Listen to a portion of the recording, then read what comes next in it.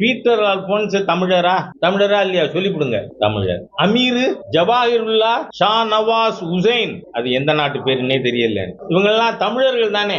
முருகப்பெருமான் என்ன கடவுள்? தமிழ் கடவுள். நீங்க இந்த மாநாட்டுக்கு நான் கூப்பிடல, ஏன்னா இது சங்கிகளோட மாநாடு. திருச்செந்தூர்ல முருகப்பெருமானுக்கு குடமுழுக்கு நடக்குது. இந்த நான் சொன்ன அத்தனை பேரும் அன்னைக்கு முருகப்பெருமான வணங்க திருச்செந்தூருக்கு வரணும். ஏன்? இவங்கெல்லாம் தமிழர்னு நான் சொல்லல, நீங்க சொன்னீங்க. தமிழர் தமிழ் கடவுளை வணங்க வரணுமா இல்லையா? இல்லைன்னா நான் கம்பல் பண்ண மாட்டேன். அவரவர் மத நம்பிக்கை அவரவருக்கு. ஆனா ஒண்ணு உறுதியாகுது, என்ன? இவர்கள் யாரும் தமிழர்கள் இல்லைன்னு உறுதியாகுது. நான் கேட்கிறேன், திருமாவளவனை பத்தி கேட்டீங்க. அங்க என்ன மனித சங்கிலியா மிருக சங்கிலி ஏதோ ஒண்ணு நடத்தினாரா மதுரையில? நான் கேட்கிறேன், அதுல உங்களோட நின்னவங்க எல்லாம் முருகனை கும்பிட 7ஆம் தேதி திருச்செந்தூர் போவாங்களா? யார ஏமாத்துறீங்கிறேன்.